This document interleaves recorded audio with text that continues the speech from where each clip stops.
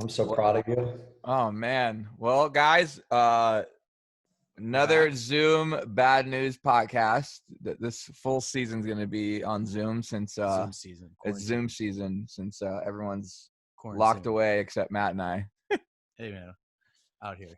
You guys are close enough. You're good. Yeah. Steve, how's quarantine been for you? It's been a little bit crazy. My house has been my gym, my restaurant, my bar, my school, my son's school, my office, and everything. So it's a pretty crazy, feeling to have that and not leave. Like today's my first day. I'm actually in my office today, but we're doing limited people. And it's like, 4 people a day or type thing, or people in and out, but no one's really officially back, mainly because a lot of my team have school, kids that are in school still, they still have a couple weeks left, and that's hard. Or even when they're out of school, it's going to be tough because there's no camps, there's no sports, there's no nothing. So it's been crazy, but it's been rewarding for self-work. I think I've grown as a human being and worked a lot on myself and looked at in the mirror like we all do, saying, wow, you really are a fuck up. You got to figure some shit out. As much as you can think you're doing well in a lot of stuff, when you start having a lot of time by yourself, or a lot of time to think and figure out what you want to be for the next chapter, it's a pretty interesting and emotional roller coaster. So I looked at it as a really great silver lining. Was most time I've ever had with my son. I learned a lot about people. I reached out, like not through Instagram, but reached out to people where they reached out to me that I haven't talked to in 10, 15 years. Like that wouldn't happen. It's not because we're not friends or associates still or whatever. It's just, you don't have time, but actually you do have time. And that's kind of what I realized, is you can get it done, and those that are important to you. So that was pretty special, having that opportunity. Awesome. And then all this other stuff hitting has just made it, hard again, right when you're coming out of the emotional roller coaster. Right. Yeah. So where are you located right now? Cardiff. Cardiff. Nice. Sunny Cardiff normally, but it's a little overcast today. Today is supposed to be like 107 in Vegas. Supposed to be the hottest day of the year so far. Oh my God. That's not fun, Steve. 107. Yeah. So I'll stay inside all day. Yeah. 68 degrees inside the house. AC. Steve, so let's get going. Where are you from? Yeah, tell us a little about yourself. Yes. Yeah, I'm from Boston, Mass. You're not just from Boston, Mass. Like, tell people like where you're from. Steve grew up at, like, where the town was shot. No, that's a weaker neighborhood.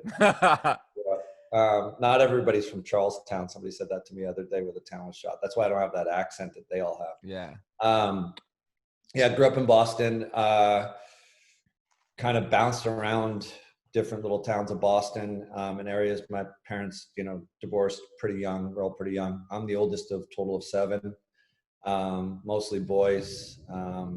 Oldest but smallest, I feel like. Like most of my brothers are about the same height, but much wider, as I would say. They're big boys. So kind of was the only one of the oldest to live with my dad for a short time, or probably a good time, a few years through my until high school when I left. So grew up in Boston, kind of found my way to Vail, Colorado, and then found my way to California after that. So it's been an interesting ride, and took a Greyhound bus one-way ticket to Vail with $300 in my pocket to be a ski bum and trying to figure out this whole ski thing. So it was an interesting traveling experience, that's for sure. If you ever want to talk about something for an experience, get on a Greyhound bus on the East Coast and come west. There's a shorter route, trust me, and you make a lot of interesting stops. Wow. Telling people you're going to go work as a ski bum. They're like, oh, great. Yeah, it was interesting. So back then it saved my life. It really did. I think, I did it. I was in some bad situations, and I definitely wasn't a good kid. Some can say it's your surroundings. Other can say it's the leader of the pack. And I was a little bit of an instigator. I think I turned my entrepreneurship from those days of bad things into the good things of today. But I definitely was a creative young man on how Ace Hardware didn't take receipts when you took the tools back. Let's just put it that way, and some other things. So, I needed to get out of there, and I needed a new chapter. So it was a nice change. Nice. Oh, so when you went to Vail, I was wondering, was there a lot of snowboarders, or was it mainly skiers, or was snowboarding a new thing? Because I read it was like 88 when you went to Vail, right? Yeah, I was about 88 when I went to Vail. No, there wasn't. I actually hated snowboarders. And it became my career. No, like, you know, as an East Coast, like when I was privileged enough to learn how to ski, you know, my mom took us to this little place, Shrewsbury Hill, and then they had night skiing, boys and girls clubs. My mom eventually got a job as like a daycare when I would go visit her in Maine. She moved to Maine when my parents divorced, and she ran a daycare at a mountain resort. So we got like passes, so it was free because we could never really afford that sport. It's like people are like, "Did you golf your whole life?" Because, you know, as Tom knows, I'm pretty addicted to golf. It's like I never even saw a golf club. Like if I saw a golf club where I grew up, you were running as fast as somebody's chasing you.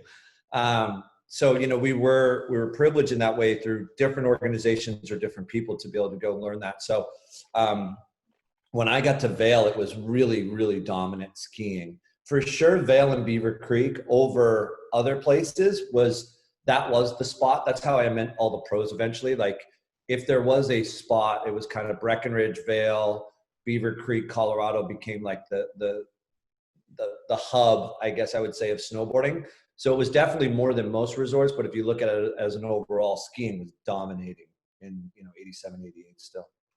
That's crazy. Steve, when were you a part of like all the first like X Games meetings? Not like I was part of on the winter, yeah. So Yeah. the very first one ever. By then, I was running Lamar snowboards, Wow. and that team. Well, as people saw us come out of X Games, we kind of were like the dominant between Kevin Jones, Jimmy Holopoff, Andy Hetzel, everybody, all the OGs, other than Forum, which was rough. My other buddy's, you know, company that he was running, we kind of dominated that. So they came in really early to us, just as far as like, how do we make this authentic? I had Sean White at the time, you know, those type of things that for advice. But my relationship with X Games grew as, you know, summer and expansions of like helping them make it authentic. And we ended up actually, you know, consulting and actually running and helping ESPN grow the X Games way back in the 90s. So how did you know you wanted to like represent athletes? Like who was your first client? How about let's ask that first of all. How'd you even get like I know we're fast forwarding a little, but I want to know like who was Steve Astephen's first like real client? You know what, it actually was by default. So it's like, you know, I knew enough to be dangerous. Like, you know, when I lived in Vail, and even growing up, I grew up traditional sports. I played football, baseball, kind of grew up in a town, you know, definitely not a skier town or any other sport. So I grew up in traditional sports. So I knew very young, like what an agent was, you know, even at a young age, just following football and the sports. And Boston College at the time was dominating, and I knew some kids that, you know, I kind of grew up with that their family worked at the school or whatever, and you just kind of learn about sports pretty early on. So I knew what an agent was. I never really knew that's what I wanted to be. Moved to Vail, you know, again, a ski world, met a couple of agents. There were no agents in snowboarding at that time. Even when I became running the shop and opening a store in Vail, the first snowboard shop in Beaver Creek, there was no, like, all the pros would come in and they would ask me advice. Funny ninja, like Jay Isaacs, he was a pro back in 90, 92, 93, and he rode for my shop, and he would like come in and just ask me advice. They kind of all respected my partner and I as like the guys that owned the shop and knew the industry, but I never really did their deals. It was just more of an advice thing. And I had the team, like the other side, our snowboard shop was like the best riders, in just like, even in California, people knew our shop, or around the West, because of our riders, Stevie Alters, you know, all the old G's, like, were living there.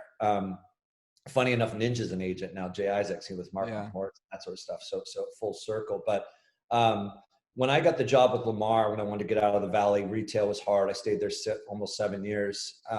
Having my first child, I was kind of freaking out. And that's when, you know, basically people in the industry and this guy, Marcus Paulson, kind of said, you really need to, like, you know, maybe talk to Bert. He's, you know, got this Lamar snowboards. We could really use somebody like you because your relationships with the athletes. So long story short, at Lamar, Kevin Jones, probably one of the most winter X Games medalists of all time. And again, back then was just dominating. He was my rider, kind of the lead rider, most, you know, famous one on Lamar. he had signed with a company. I was telling the story the other day, Reebok, but they started a brand called Box Footwear that like Oh, wow. Sal Masekela was involved with, Emig, like Sal, I think was the team manager back then. Like it was kind of crazy. And it was like corporate world, like even Nike, I used to make ads making fun of Nike, and now they like dominate skate and actually like my first ads, like even in snow, were like, get out of the sport, like, you know, basically fuck off type thing. And now look what they've done. Well, back then it was companies trying, there wasn't a lot of authenticity. So like Reebok just came in and was like, Box Footwear, that's our cool extreme brand. They showed up at the trade show, they did all this stuff, and they signed Kevin to a huge deal for boots and sneakers. And he left a really core, like authentic company, not to sell out, because we thought, look, the team was sick. Like the Box, they spent some money, and they, you know, Sal was running it, and there's really good people in the industry involved, some OGs. And so he did it. And then they went to the trade show, typical, didn't quite work. The shops, like it would have been my shop, even though I wasn't anymore, it would have been like, no, we don't carry that. Like we're a core snowboard shop. We're not carrying Box footwear or boots or whatever. So Reebok, about a year in after trying, just pulled the plug. And Kevin came into my office in San Diego. He was down from Tahoe. And he's like, you're not going to believe this shit. They just cut the whole team. They literally just cut them. They were all on 3-year deals. Like at that time, big money for the sport. What's big money, Steve, like back then? Back then, like I think, you know, like if you were getting like 50 grand, I mean, it's been so yeah. But like you're getting 50 grand for shoes and boots, and I think he was probably at 100 grand. So like that was like a big jump. That's huge. Like double or if not more. And remember, I kind of ruined the industry because there was no agents back then. So then the numbers changed when I became, and that's where the story goes. So he basically said, look, I think that's bullshit. He said, you know, it was actually him and I talking about it, and it was around, you know, that whole Jerry Maguire. He and I used to make fun of that, you know, movie, but I loved it. And I guess as like a marketing manager and a team manager, that's kind of a manager agent role. I did find my calling. Like retail, I was good at retail, but like when I started helping these guys out, even as like running Lamar and like the things that we did, like 1080 snowboarding, we created that video game that was like our advertising platform. I mean, it was owned by Lamar. Burton got no riders in it. They had no logos in it. Like I dominated that because our brand, we were so small. We didn't have the budgets of everybody else. I had to rely on the best team. I put all my money into the athlete and then those kind of creative marketing and leveraging them. And, you know, X Games, of course, and that sort of stuff, going there and smoking Burton riders and everybody else and just dominating all the disciplines. So anyway, I called up a gentleman at Reebok who's still there, and he's way higher up. Wow. He's the president of Reebok now. And I was just like, look, I represent, which I did. Right. Kevin Jones, like, to speak to somebody, he's my client. And it literally was like a cold call. And somebody said, well, we don't know who you talk to right now. We'll get back to you. And sure enough, this guy calls me. I leave my number. And it was a landline. Like I don't think I had a cell phone then. If I did, it was like one of those big ones. Yeah. And he calls back and he said, you know, I was expecting one of these calls. And again, remember, they cut the whole team just because that's what they thought they could do. I mean, these guys don't have agents, skaters, and BMXers and that sort of stuff. Like, we'll give you. And I don't know. Yeah, I don't know everybody's business, but I, as the long story goes, it seems to me that basically, I said, look, I represent Kevin Jones, and he's got a contract, and I don't think this is, you know, right. And I'd like to discuss the terms. And it was a 3-year contract. And basically, long story, again, short, I got him a 1.5-year settlement. And from what I heard, no other athlete, you know, they basically just walked away. So literally from that moment on, Kevin's like, you found your calling, you're my agent. And so he was the first client. And that was kind of like a time where I was like, okay, maybe a new change. And basically the family in 1998 started out of my garage with a fax machine and a phone, and definitely started in snowboarding. Like Kevin spread the word, Jim Rippey, UC Oxen, and kind of all these guys that I found in that world kind of came over and allowed me to represent them. Terry Takitis, Todd Richards, Sean White, you know, et cetera. And we started in snowboarding. That's so crazy. Family version 1, of course, because now So when you started the family, I mean, obviously, how old were you, Steve, when all this first started? First of all, like what how old are you at this? Yeah, how old are you? So I started 98 was the family, the first family, and so what is that? 20? You're 72, so minus. Yeah, 22 years ago. What is that? 22 years ago? It's 22 years ago, right? Yeah. I'm 48, so I was 26. Wow. Something like that. Did you go to school? No. Yeah. Didn't graduate high school. That's I crazy. read that while you were working at the snowboard shop, you just would read books on law and negotiation, and that's how you got Yeah. all the. I used to just geek out on that stuff. Like I knew enough to be dangerous as like Jay and Alt or Stevie and all my team riders would come in and they were starting to get signature deals. And there's a Black Law book. It's literally called Black's Law book. It's like a, you know, kind of like terms of indemnification, all this sort of stuff. And I was just helping guys at the shop read contracts. Like some of the pros would come in and I can remember Jay coming in, like it was Dragon sunglasses were starting and they offered him this money and there was a contract. And so I'd look it over, and that was well before the Kevin incident. Like that was just like, hey, I'll help you guys out. And I always had a pretty good knack for like entrepreneurship, and I knew the brands better than anybody. I mean, we were the first snowboard shop, right, in that area. And so like I knew the brands, I knew the companies, I knew what they're capable of. And I wanted to make sure that my riders at that time for the shop were taken care of. So yeah, kind of self-taught. I believe you're born with this. If you still get, like, I always say, like, I've never worked a day in my life since I started this business, because it's like, even today with that Kels thing I just showed you, is like, work with people like athletes and artists and musicians. It's like, I know I still love what I do because I get goosebumps. Like when he sent me that, I get those goosebumps. Or like when Travis did the double back, right? Thompson, the Warriors. Oh my God, there's like, so much shit to talk about. So much shit, yeah, that like you feel and you know you're tied and emotional to that. And I think I'm really blessed. I don't know that everybody gets that at work. Like, I don't know that if there's ever like a job, like I know for sure my dad is a factory worker or any, I don't think you go in being like, oh man, that shovel this morning, that gave me goosebumps. Like, I am really fucking love that shovel. Yeah. Like, I mean, like, we got to think about that. Like, you know, the things that we do, the people we see, the people we're blessed to be around. I am just so honored. And I think I take it for granted sometimes. And then you have to have that, you have that moment like I did this morning where I'm driving, watching it for like the 10th time. But you haven't had those moments in a long time. I mean, just so everyone's clear. So we have Steve Astephen on today. You know, Steve's been a close friend of mine for over 10 years. One of the craziest influential people in my life. He actually married Abby and I, one of my best friends. He is, you know, the agent of agents, but past that, he's so much bigger than that. And we're going to get into all that. So again, Steve, thanks for getting on today. And a couple of things I want to talk about. So when you had the family, let's go in a couple of years. Like, how many clients did you have before you partnered up with Casey Wasserman for Wasserman Media Group? So I started in '98 and kind of built the team and of not only, you know, myself, but other employees and stuff. And I met Casey late 2002 through a guy named Jeff Schwartz, who's another big agent now in Excel Management, great guy. And Bobby Kotick, the CEO of Activision. They both knew Casey really well. Casey was, you know, a young man as well. He's 2 years younger than me. And funny enough, we both kind of started in this world in '98. He had a vision of like his grandfather, like his grandfather did in Hollywood.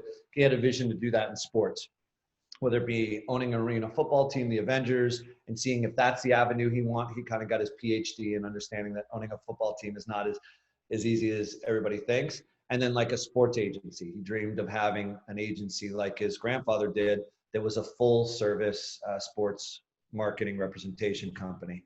So the best way he knew how to do that, and he's blessed to come from a family that can give him that wherewithal, was surrounding himself with people that he could acquire. You know, some of us do it organically, which he also did. And right when he approached, because I think I was first or second acquisition, basically his first real acquisition. That was the time where he was trying to like go from organic to, let's see if I can have a plan of acquisitions that can build the best and biggest sports agency in the world. So, you know, he was right time, right place for me. You know, when I thought of this idea, just like the snowboard shop, I don't have the wherewithal. I don't come from money. I didn't have access to money. You know, now it's a little different, but like for a lot of my entrepreneurship, it was always like pure luck. And I mean luck, right place, right time. Like the hippie guy that owned the bank that gave us the $100,000, which he should have not, to open the snowboard shop. It was because he burnt out in Wall Street. Like he literally was a guy in New York City, burnt out, but born and raised in Vail in Minturn, Colorado, came back to open a bank because every bank laughed at us until we went to this small bank. And he's like, I'll give you $100,000. Like he rolled the dice. Like he didn't have, like, there was no way we qualified. There's no way we should have got that loan. And so like same with the real estate, like the shop I opened was in like the most high-end Beaver Creek Lodge. And it's like, but the realtor that was a friend of a friend hated the other realtor. He's like, I'll put a snowboard shop right next to my Spite store. competitor. I like it. I like Spite it. Remax. It's like, and there's like a mini ramp in there. So it's like right place, right time. And same when I went to start the family, because in Vail, they actually had an office, IMG, who I, like, that's the book, right? Like Mark McCormick, I was like, oh my God, this is the idol. Well, there was a couple guys I knew that worked in the Colorado, Denver office as well as Vail office because of skiing, right? Because skiers, traditional skiing, not freestyle, they had agents, and I was in that world for a time. And so the same way when I went to Vail Associates and said, because I worked for Vail in a ski shop that was like half ski, half snow.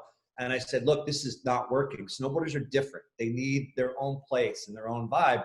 And Vail said, like, that's the stupidest idea I ever heard of. And when really wealthy or big companies still to this day tell me that's impossible, that's when I get really excited. I go, okay, it's possible, right? And so I opened the first snowboard shop. Well, it's the same with the agency. I actually didn't know how to do it. So originally I went to IMG and I called the guy, like, you're going to represent snowboarders and skateboarders and access. Yeah, no, that's the stupidest thing I've ever heard of.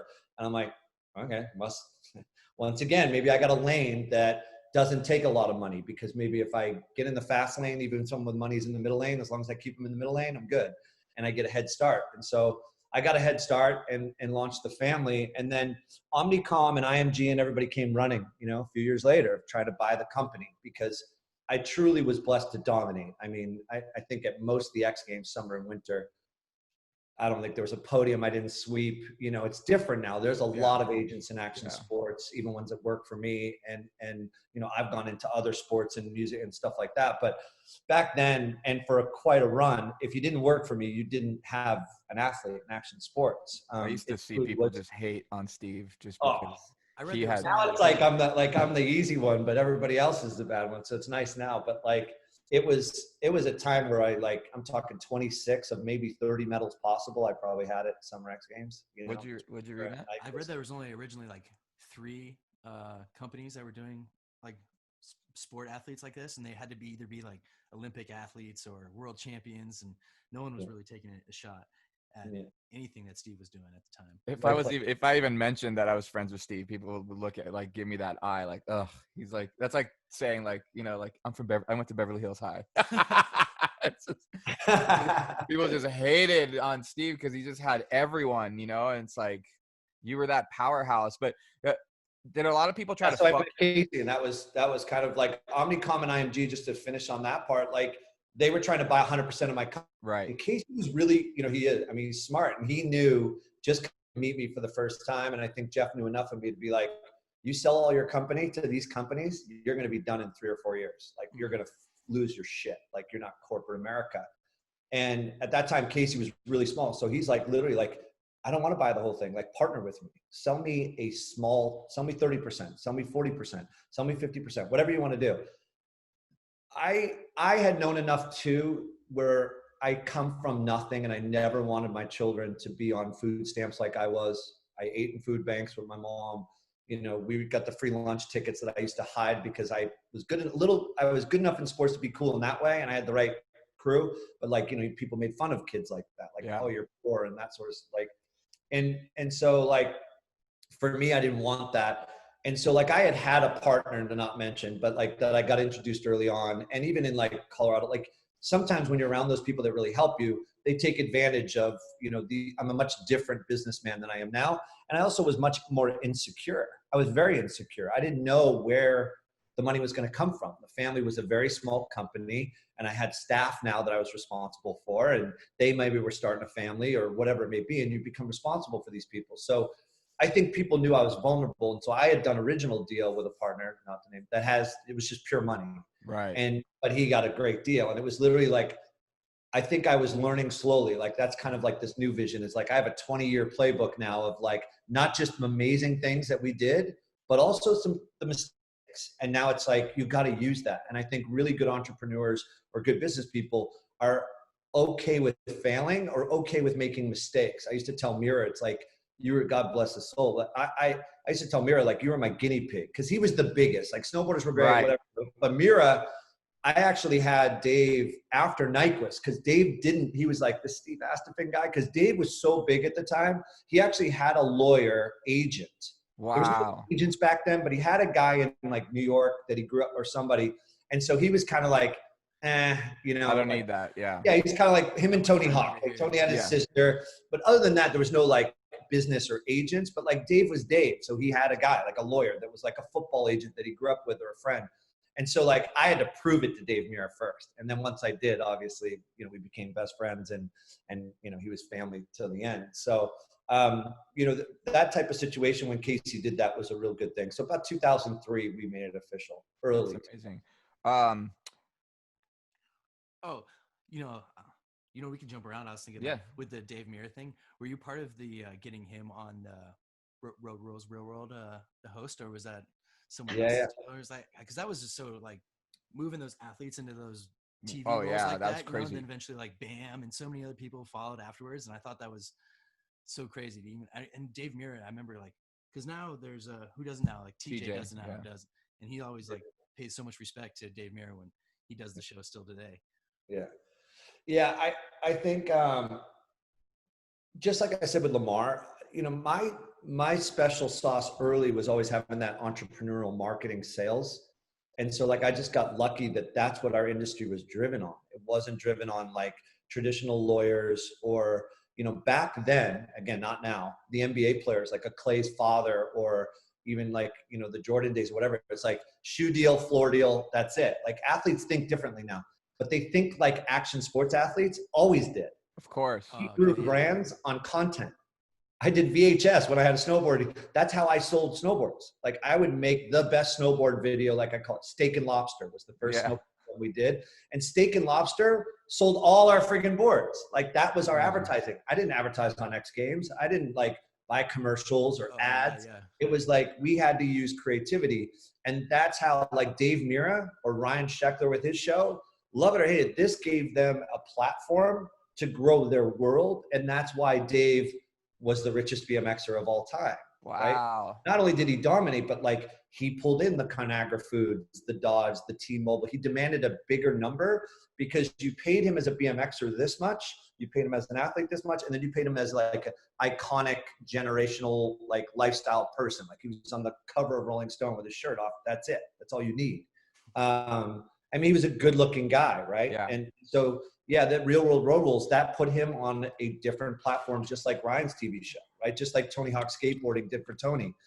Those are the things that transcend, just like, you know, Jordan for Jordan. Like it's just, there's things that make you more than the platform you are, and that was Dave's platform.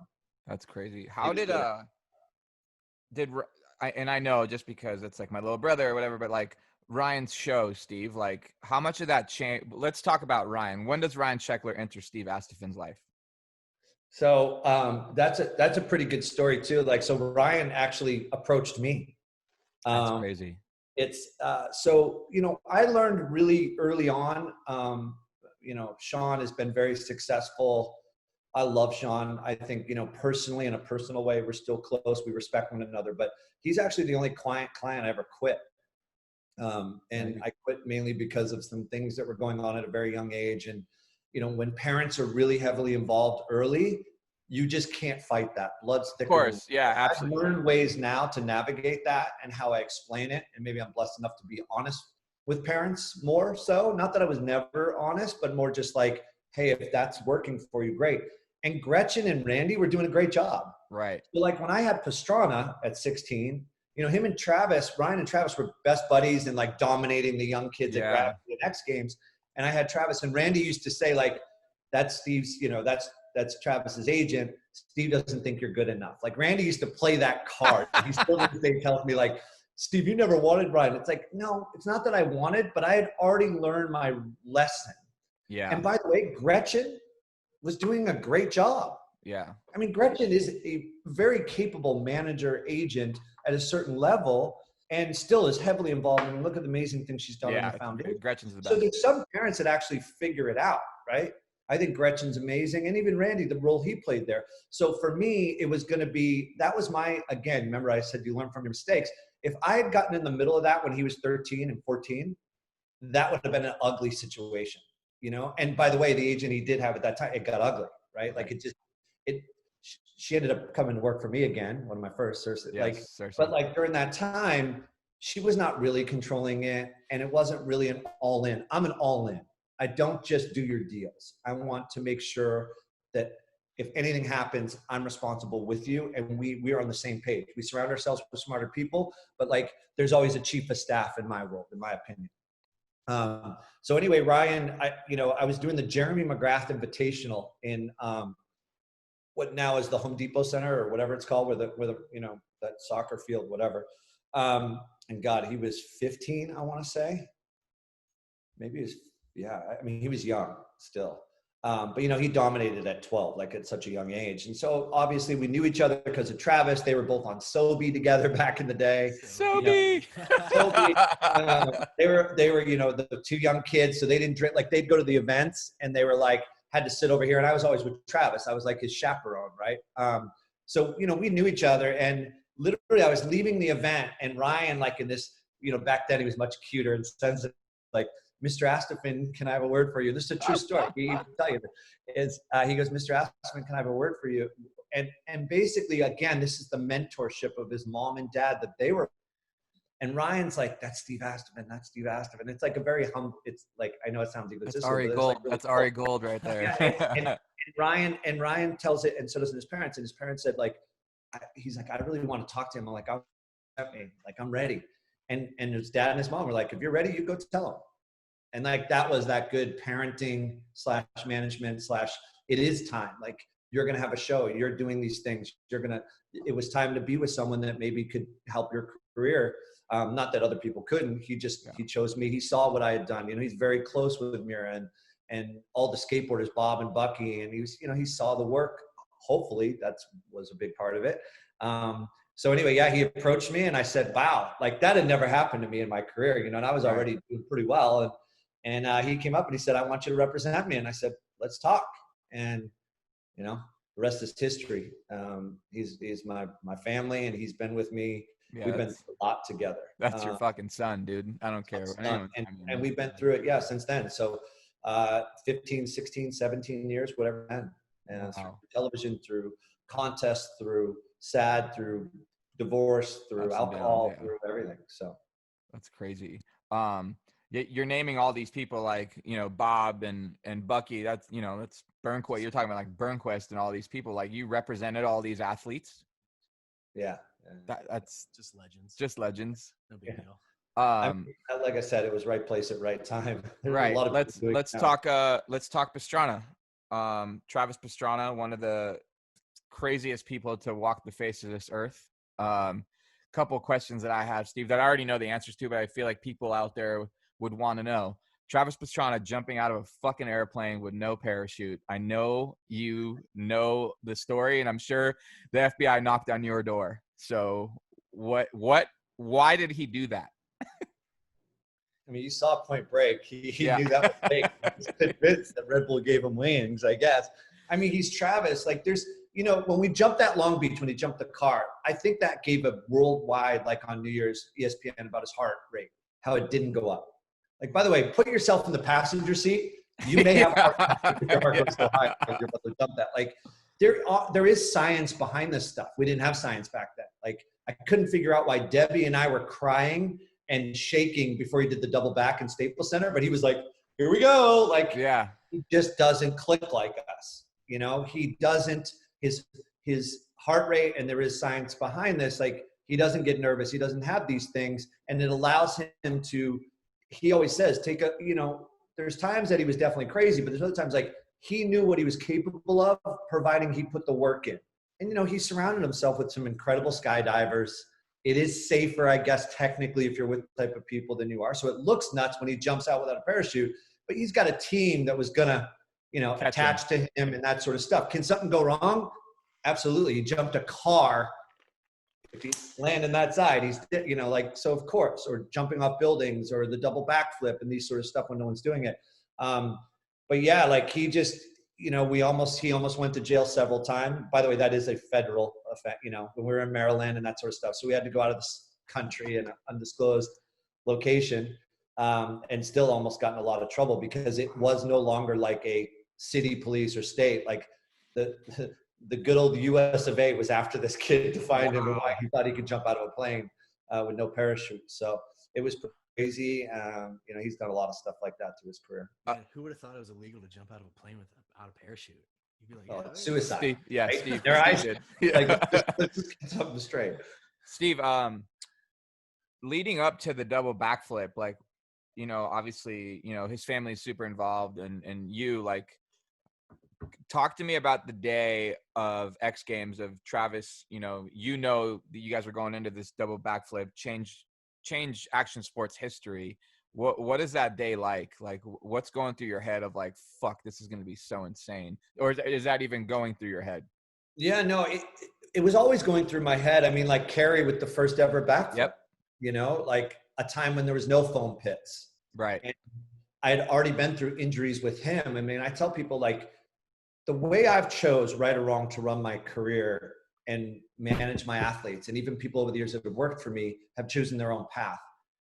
Maybe it is for a long time the insecurity again is that, like, you're never going to outwork me. You're never going to care like I'm going to care.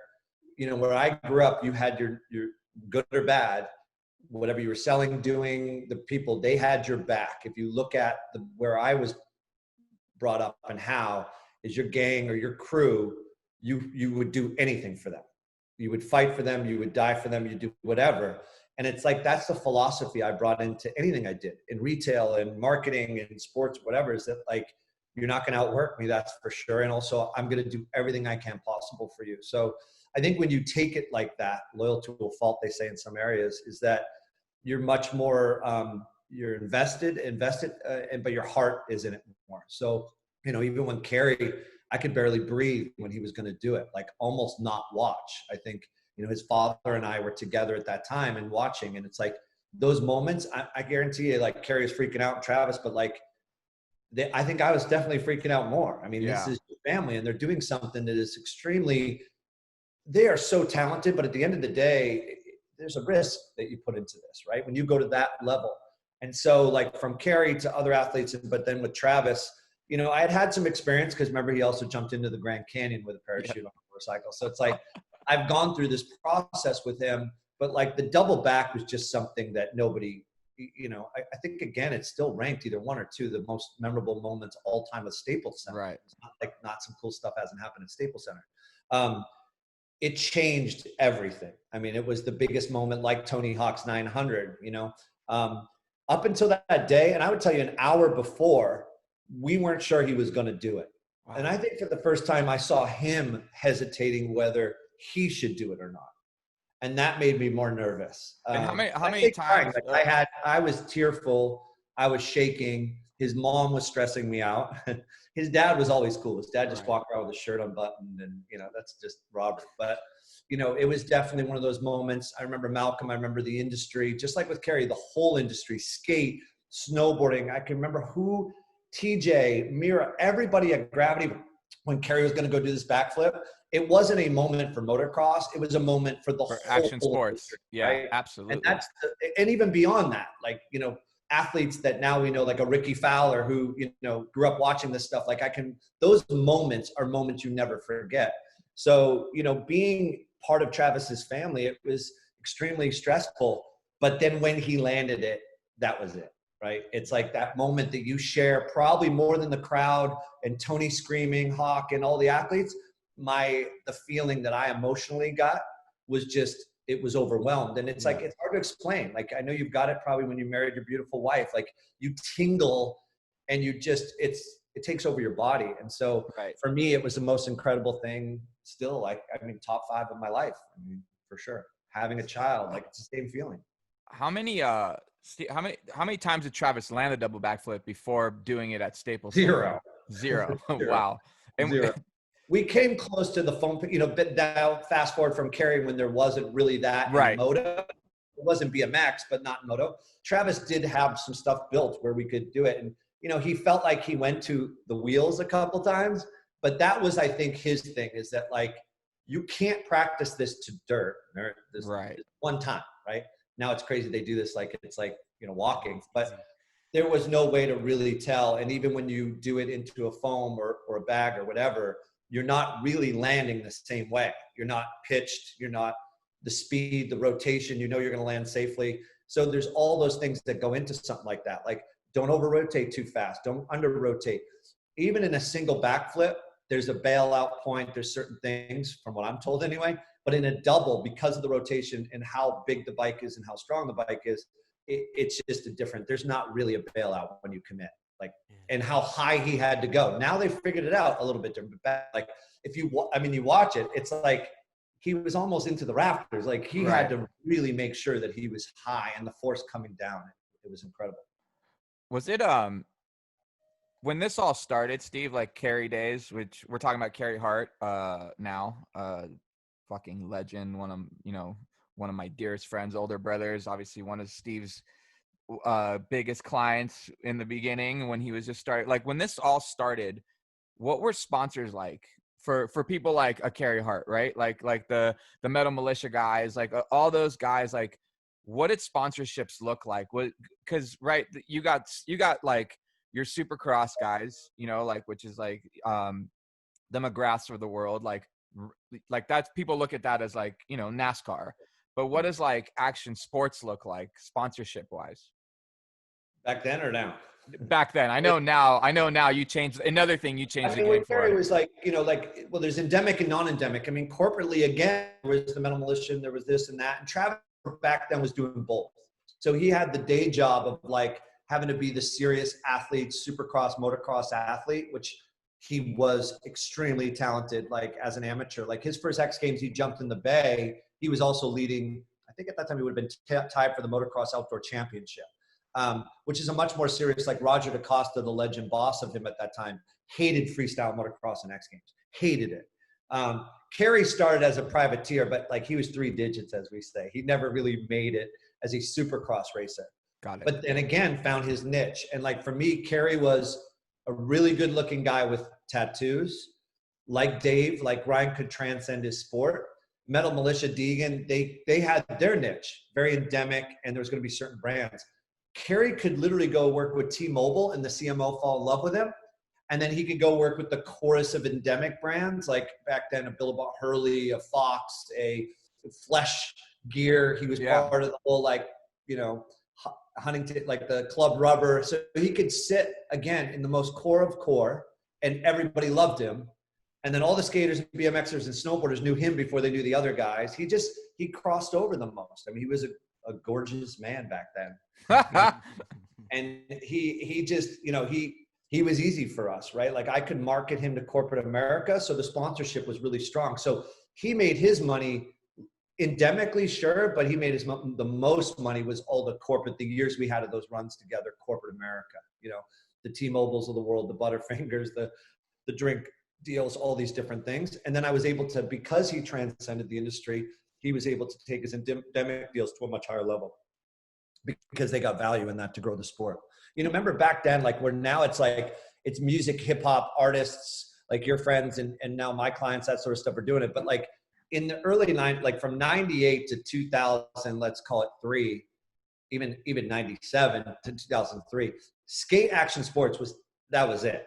Right. That was corporate, that was video games, that was TV, that was lifestyle. They wore baggy jeans, so you wore baggy jeans, including, like, look at Bieber. I mean, yeah, he's who he is now, but back then it was like when Scooter had, it's like he had a Range Rover that you can't tell, identical to Ryan Scheckler. Right. He had a Ferrari identical to Ryan Scheckler. His tattoo, you know. So like these guys set the tone for the world, like NBA now, I would say in hip hop, right? Yeah. But I know NBA clients now that like grew up watching those guys and were like, I wore baggy jeans in high school because snowboarders and skateboarders wore baggy jeans.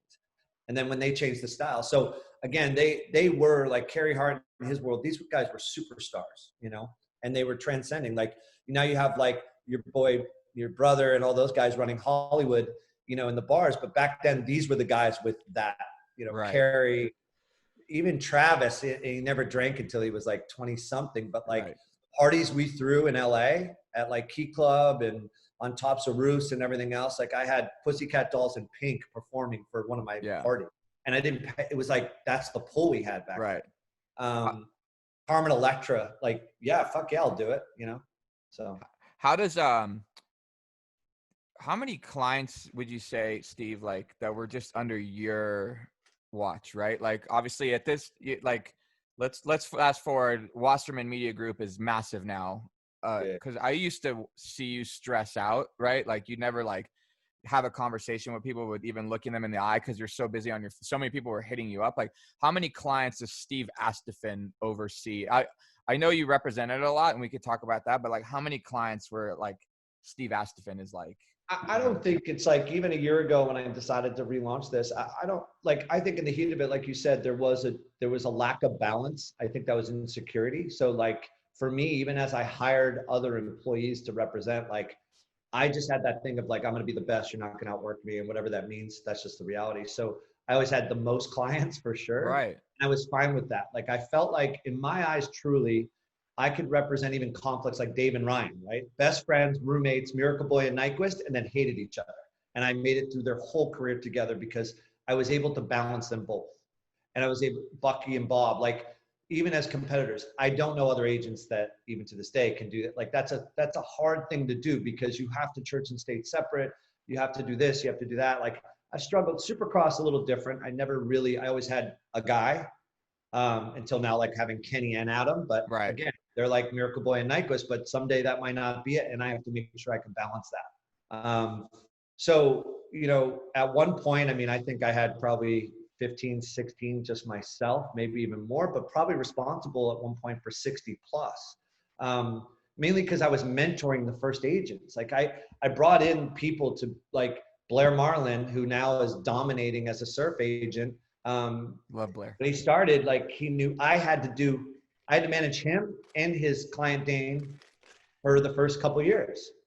And then he didn't have to call me anymore. So there was a window of my career, which is also part of that playbook where I realized I'm only good to certain size. I think the best CEOs in the world, and as I've now been blessed to be around them, they know their limit. There's a CEO that can run a 300 million company, 500 million. There's a CEO that 50. And part of this I learned from Ken Block, which again, one of my clients for a very long time, is Ken, when he started DC Shoes, Yes, he was always so brilliant at like knowing that him and Damon's capabilities. And I learned this from him. He used to like, he would say like, I've done a lot for him. He's done a lot for me. And I was like, yeah, but there's these moments. And this is where I think I was better. And you can't learn this in school, is that even when you think I'm not listening, I'm listening.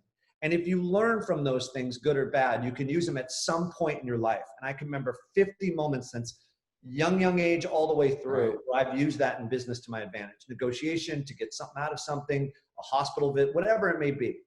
And, you know, Ken had said to me at one point in my, you know, early career, and just I was asking him, he knew that at about 10 million and whatever the number was, him and Damon no good. So he brought a CEO in.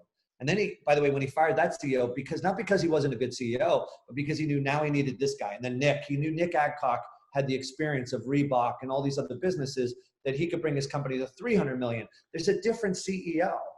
And I think what came up to me is that like, unless I'm going to stress beyond belief, because I'm not as good as others, but I'm always going to outwork you and figure it out. I can only manage so many employees really effectively. And I can only manage so many athletes or musicians or artists really effectively. And so, you know, especially because as you know, like I got into the branding side and investing in brands and starting brands like Art of Sport and Stance and all these other things, Hoonigan Media Machine and these things that became very important to the athletes too. So it's like, at one point I felt like I was doing 10 jobs and that's just not sustainable. My health wasn't that great. You know, Carrie was probably one of the most emotional ones with me at that time. And Dave was like, I mean, even Carrie would come and he'd be like worried about me. He'd be like, dude, you're going to have a heart attack. Like, well, you kind of and did him have and a heart Alicia attack. took me on that like 15-day yacht cruise. Yeah. The one thing was like, Steve, don't worry, your phone's going to work. Like they really felt like I'm not going to go if my phone didn't work. That trip actually changed my life because I realized the world is not ending. But another trip I was going on with them to Hawaii is where I thought I was having my first heart attack, like emergency. I remember that. Yeah. Right? Panic attack going to Hawaii on vacation with them because I wasn't ready for vacation because I knew I had business to run. Yeah. And if your body, like the mind is much more powerful than anything else. Wow. And so like for me, overdoing it was just like, I needed to learn that difference. But to your point, like Wasserman dominated. I mean, from 2003, we went on a run. I mean, what Casey's dream was, we did. And maybe it just wasn't my dream anymore. Right. I'm not great with HR, like 1,500 athletes and 1,100 employees and 16 offices, like animosity. Casey's my boy still, like that's my brother, you know? And it's like, you don't, even though it's his vision still, you don't have the same rules when you get that big, you know? HR, baby.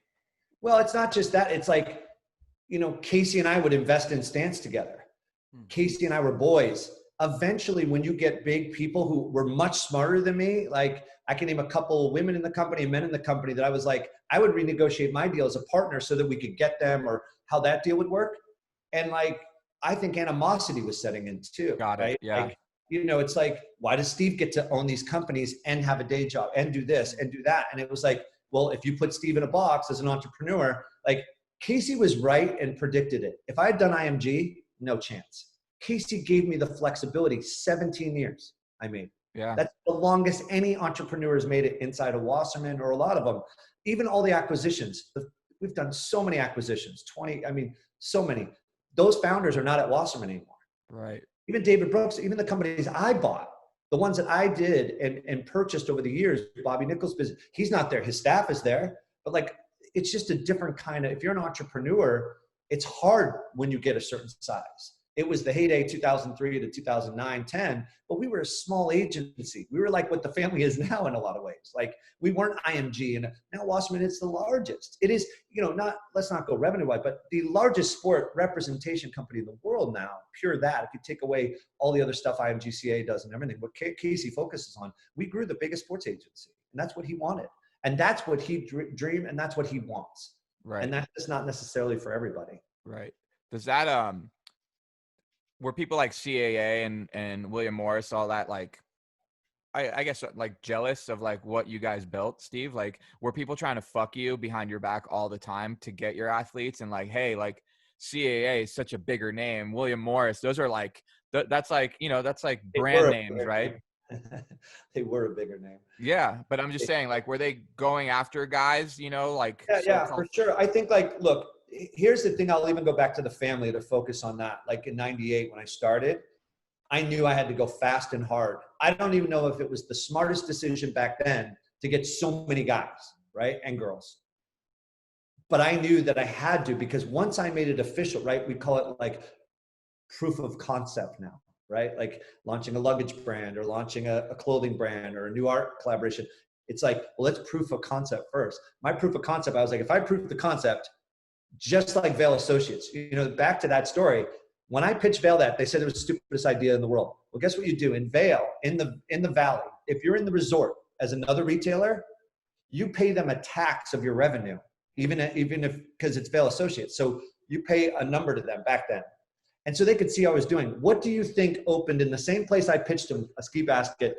They opened a snowboard shop a year and a half after I did, because they saw proof of concept.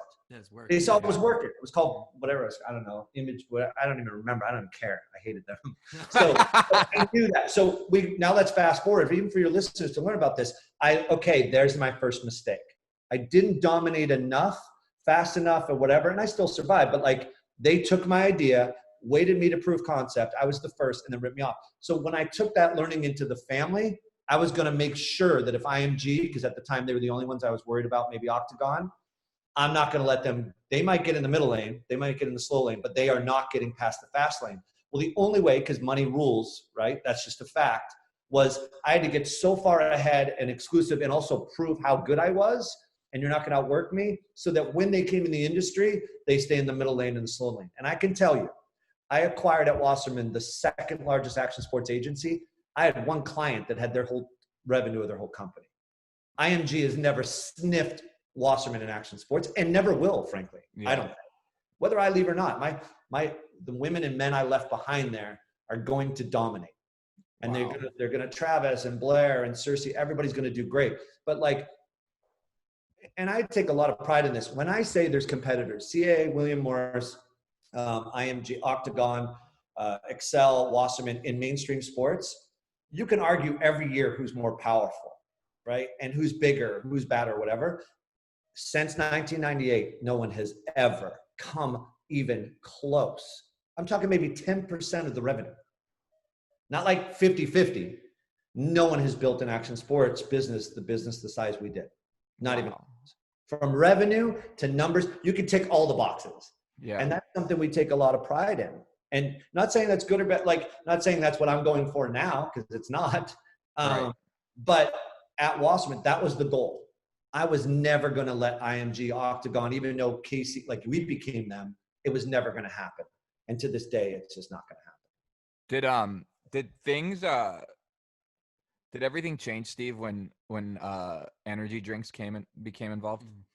I wouldn't say everything changed. I'm talking money wise. Yeah. Because you've been around since Sobe, obviously Coca-Cola, but like, I think that like when Red Bull, Rockstar, Monster, like when that whole chapter started, money, did you see like a crazy, like what the fuck is going on? Yeah. I saw two things. I saw one in the beginning, this was the demo to build their business so that they should have paid. And so the scale grew with them.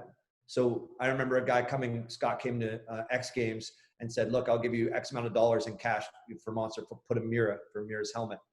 That deal I think was 50 and ended at, 7 figures. Very different deal, beginning to end. But they grew with him, Monster.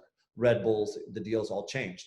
So in fairness, yes, energy drinks brought the industry to a whole other level that we got it to, and then in a whole other level above that, and allowed us to set an exposure value that was unheard of, because then you couldn't put a logo on Kobe or Michael Jordan or whatever else. And we were on television. And so it was like an advertising platform. They were going to take the same thing that DC and all the action sports brands did to launch, because in the beginning, they weren't Coca-Cola. Right. And, so they had to be different. They had to use content. They had to use athletes in the space and that sort of stuff. So yeah, I would definitely say the last, for sure, decade, energy drink money was the biggest.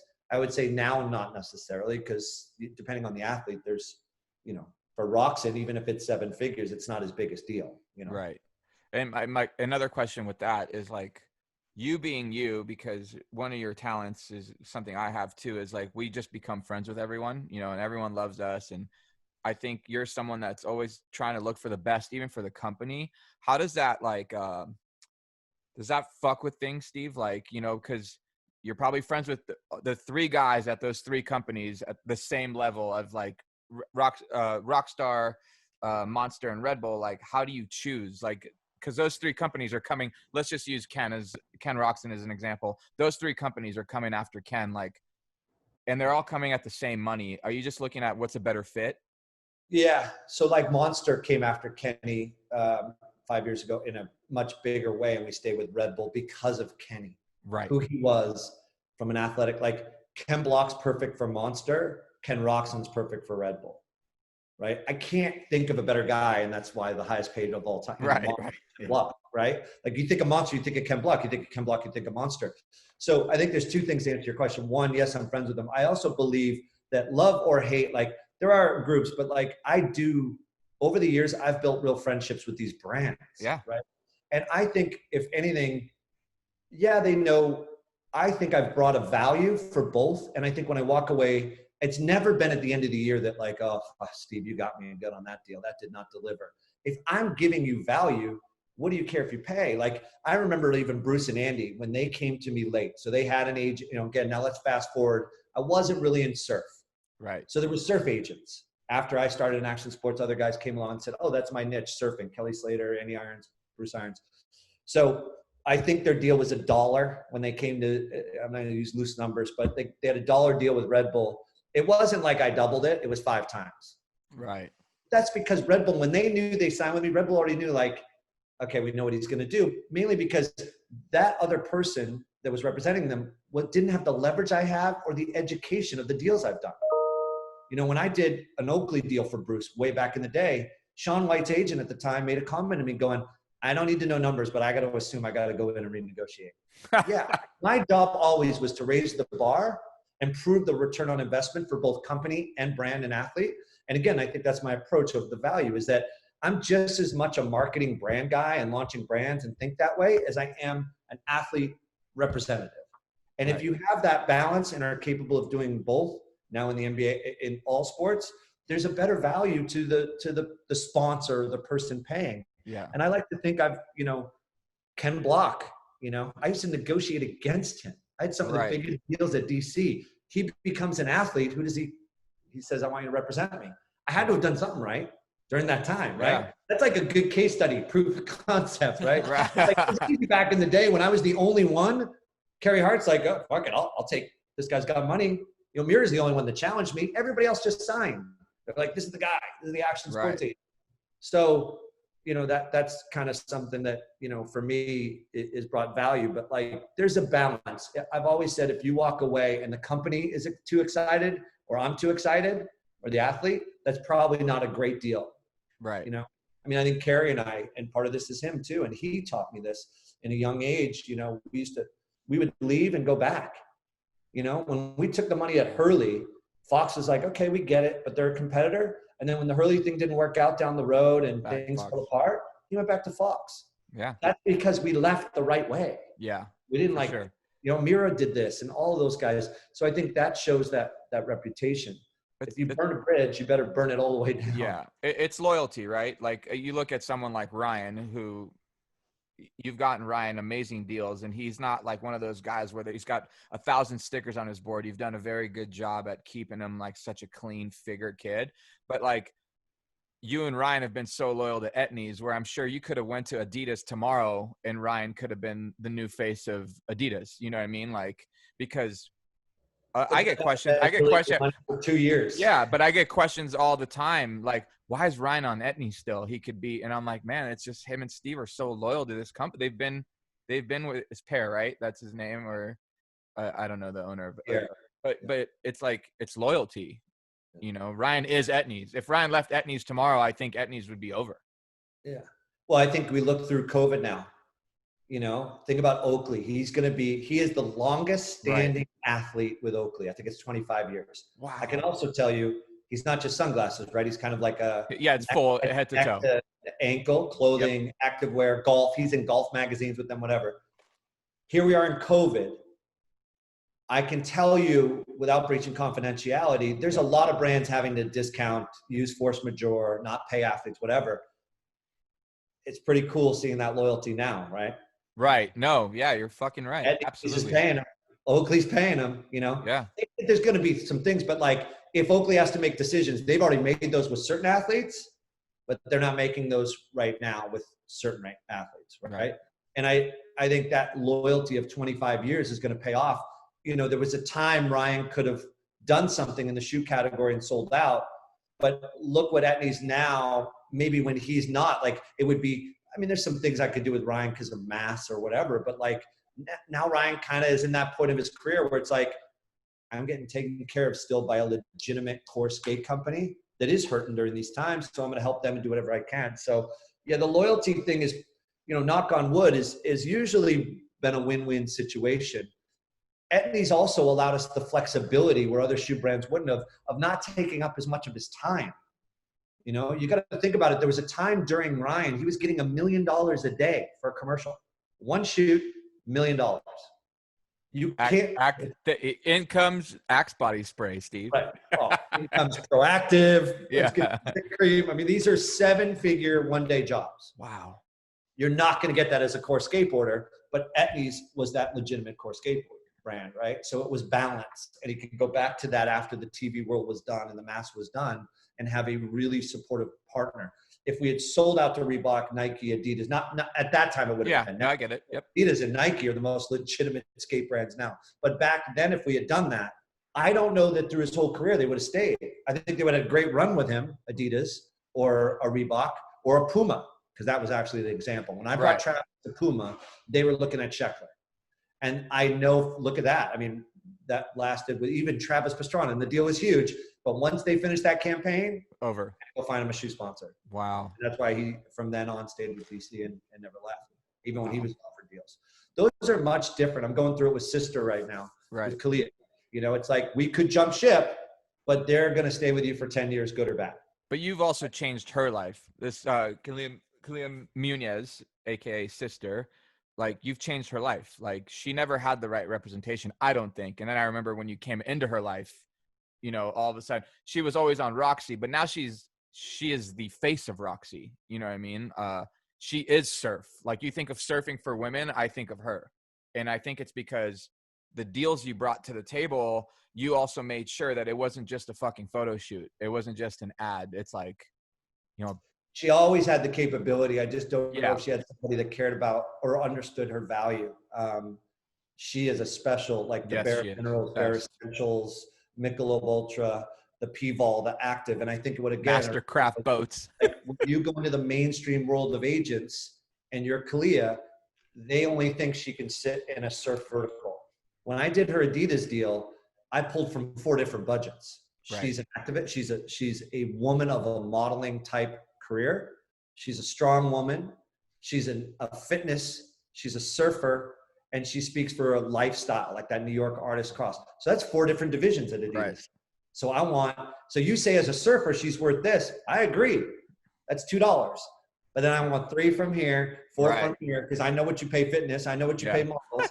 And that's how we got. And again, her Adidas deal for the run that she had there was higher than any shoe deal in surf. Like that John, like you talked that equality, it was lopsided on hers because we Wow. dominated in surf. There wasn't a guy that had a 6-figure shoe deal. But it wasn't because of surf. It just made us look good because it was, you know, a surfer. Right. Gets that. Right. Man. It's how you present the athlete. And I think a lot of the traditional agents that did like hers, they don't respect this world like I respect it. I mean, this is my family. The more I play in the NBA, the more I play in music, the more I play in golf, the more I play in NFL, all these things, I still, and I respect Casey for this, this is the world that gave me bread on the table. This is the world that is my family for life. No matter what, thick and thin, divorce, whatever it comes to you, this is family. And it's just a different way to present it. Like I have more passion and care for Ken Roxon than I will with, let's say, an NBA player that will announce a max player that's going to make me all this money. It's like, Right. I can actually tell you deep down inside, I make more money off that side. It's just, that's our secret sauce. Yeah. These guys do well, and girls. Man, you guys talk about deals all day. It's so interesting. I love hearing like the back story about all the cool ins and outs. But you know, so you eventually recently left Wasserman Group, the agency. I love the cool names like the agency, Yeah. the other side, the family. So tell us about the family V2 and what's going on with that. Yeah, it's like, so I don't know, like, I think like what's funny, like, I feel like my secret sauce is no longer that because of COVID. But I can tell you a year ago when I did this, what the idea is I believe that across all artists, like fine artists, musicians, and 2 things, and athletes, no matter what athlete, across the board, all 3 of those are ambassadors, influential, and can drive brands in sports or music or artists. Therefore, could be represented equally and the same. I believe there's brands in sports that will go into art like they have, or there's no difference between Travis Scott's Nike deal, because Wasserman was involved with that, and Russell Westbrook's deal, a shoe deal. There really, I mean, those are the levels now. Musicians have a value like an athlete. An athlete has they're all crossing over. Artists, like for me going into the art world, and the reason I want to be is just like action sports is if you believe and they're worth as much as a regular athlete, then they should get paid that. And I can tell you some artists are doing deals for brands because I have a brand lab. They're doing deals that is moving the radar as much as an athlete is or a musician, but they think because of like, oh, it's a brand, whatever, that deal should just be like, well, wait, I'm getting $100,000 to do this. No, you don't understand. You are moving the radar and selling more product than an athlete. So why aren't you getting millions of dollars? And so that's an industry for me that I'm going to try and change. That's awesome. It's not going to happen overnight, just like action sports. A big deal is 50 grand, and now it's millions of dollars. Millions, yeah. Right? But you had to prove it to T-Mobile. I had to prove to T-Mobile that Dave Mira could sell more sidekicks than the NBA. They were in the NBA at that time, and we proved that. We moved the radar for them. So therefore, they would pay Dave that kind of money. And I can tell you to this day, action sports, when I got into this, and this was the advantage of Wasserman, energy drinks. not Blake Griffin, not Anthony Davis, not Ricky Fowler, not any athlete, Gronk on Monster, whatever, was getting the kind of money Action Sports guys did, because we drove bigger value for them, because we didn't have the limitations. They make their money on the court and in the shoe deal. So, but that can change now, because Zion Williamson, all these athletes and musicians, they want to be brands. Yeah. So now the reason I did this is, I believe the traditional transactional agent, they're already dead or gone, or it's going to be gone. You know, I'm the utmost respect for Lee Berg and Boris, all these guys that are like, Lee is like the football agent, but he cannot market Patrick Mahomes like I can. Like Drew Rosen. There's no ifs, ands, or buts about it. Like, you know, and so like, and nothing against his job, but even his job is slotted now. Like, you look at these max deals in basketball. If you do your research, my landscaper could tell you what Clay was going to get within a little bit of a window, or what Russell would get, or what, you know, I don't know, Zion Williamson is going to get. Like, it used to be a different science, but now with the leagues and the regulations and the commission and all this sort of stuff. You just know, yeah. So my thing is, I want to represent you on the court. We do as a company, but we're 360. We want to do everything. And then my other thing was efficiency.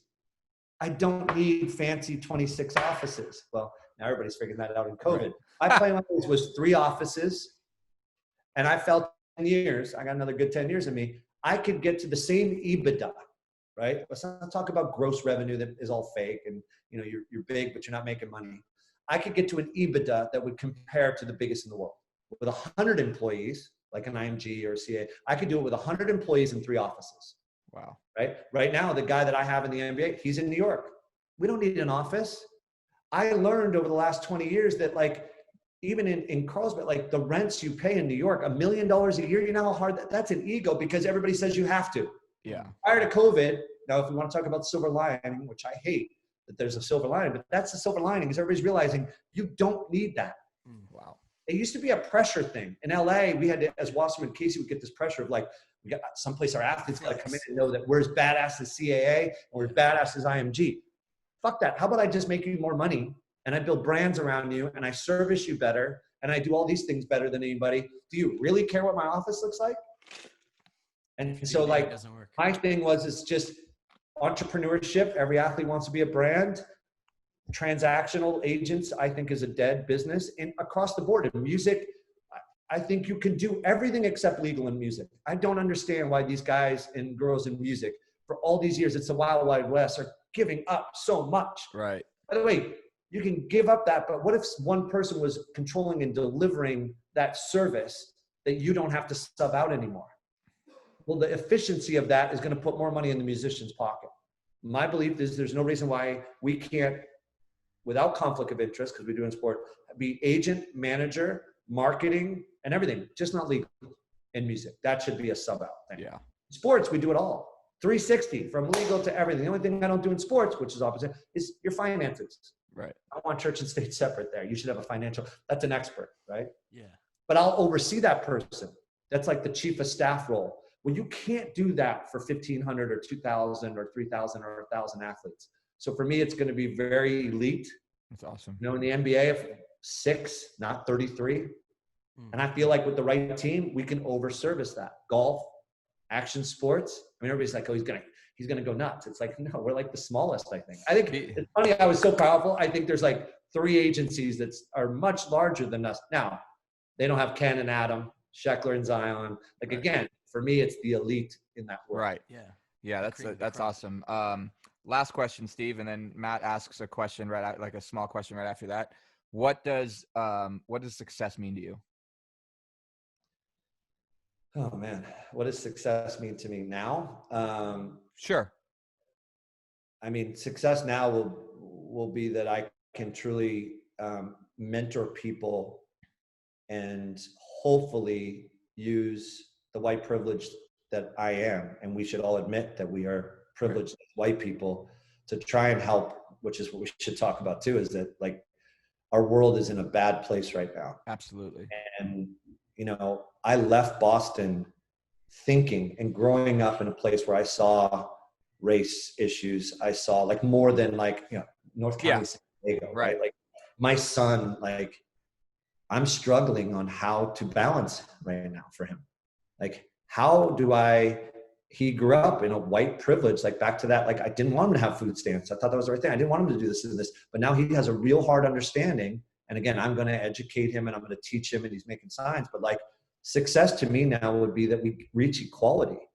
And the CEOs, the most powerful companies in the world, let's get this straight. We control the business.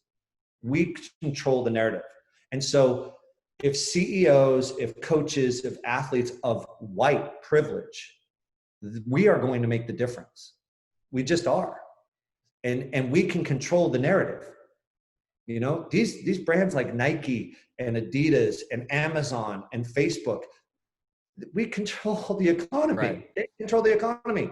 So I really hope they step up and make this difference. Success to me would be that I raise my son and he eventually is telling the stories of how his generation changed the world. Because racism has not gone away. It's been there forever. It's just video more blatant than ever. And it's a problem. And it starts with our leadership and presidency. That needs to change, political or not. That's just facts. Because he's not leading. No, agreed. So, and maybe people disagree, but that's just reality. So success for me right now is just changed in the last few weeks. You know, I would say if it was prior to this, because this is all I want to focus right now in a lot of ways, is mentor clients, whether they believe or not, and be passionate about hopefully making a difference. It's not enough just to post. Right. It's not enough just to like talk about it. I have to pressure. If I'm blessed to have a Rolodex of CEOs that are much more powerful than me, I have to pressure them to do something, to make a difference, not just to Blackout Tuesday. Like that's not going to do it. Right. My success prior to this would have been just, again, differently that, you know, raising a son. I have other children, my daughter, my oldest, that like, I just didn't do the same. To your point, I thought work and food on the table in a very wealthy way was the answer of love. For sure. Caring. And to me, the success was when I've never missed a football game of my son. I coached him all the way up until he just was too good. Right. I couldn't coach him anymore. I can't say the same. You know, I'm playing catch up with my oldest. Right. And I think it affected them. So for those starting a new family out there and those people, the success that you're going to have is when your son at 12 years old holds your hand and hugs you still and says, Dada. That's success to me. Right. Feeling you never have. So it's probably not the right answer for a while. That's awesome. Yeah, that's great. That's it. It's like, you know, even marrying you and Abby, like, that's an honor, but also something that like the night before, you know, this, it's like, I got woke up by somebody saying like, you're marrying somebody. Like, this isn't a joke because it's Abby at all. Like, and so I had to balance that and to be successful at that moment. Right. Like for me, it's like, I wasn't going to fail telling Abby for whatever reason. They gave me the trust to marry them. I'm not going to make this a joke or a laughter. Moments of that. Yeah. That's the balance. But I had to pull it also back to realize that these are two who are going to be together the rest of their lives. So I think, you know, for me, there's been a lot of moments that have proven, you know, for me, maybe more successful than anything else. We haven't even, we didn't even, it's so hard to scratch the surface, you know, even the roof or bottom of the roof with Steve. He's got stories for days. It's hard with podcasts. Like, I feel like you don't script them. Well, because we try to keep it down the road and like script. Right. Yeah. Well, we like to do it freestyle and we like to go for an hour. With you, Matt and I always talk about like Joe Rogan, like, man, he does 3 hours. You can't do that. But with Steve, I could sit here and talk for 5 hours because I could go athlete for athlete and he'll just give us stories for days. We but jumped over so much. Yeah, but Steve, thanks so much. This was fucking awesome. Matt always has one last question. In honor of, you know, James Lipton passing and, you know, the artist, you know, he always asked the round table question of what was your favorite curse word? So I'm going to ask the guests for this season what their favorite curse word was. And I'd really like to know yours. Fuck. Fuck's been winning a lot lately. Fuck wins all day long. I love it 'cause it's so honest. I'm always like, fuck my life. Fuck, let's fucking go. You know, and it's funny because we're on 2.0 because you dropped the EBITDA. And so there's going to be so many of our listeners going to be like, EBITDA? What's EBITDA? How do you spell EBITDA? Have to Google that. So as they're Googling it, but that's when you're really making money. Yeah, it's not just a gross profit situation. Yeah, I hope that while they're Googling that, they Google Steve too. Yeah, so you'd be info stupid not to Google Steve. Well, Steve, I love you, man. Love I'm you. heading to LA right now, so I'll call you on my way. Thanks. All right, buddy. Steve, later. Take it easy. All right, bye now.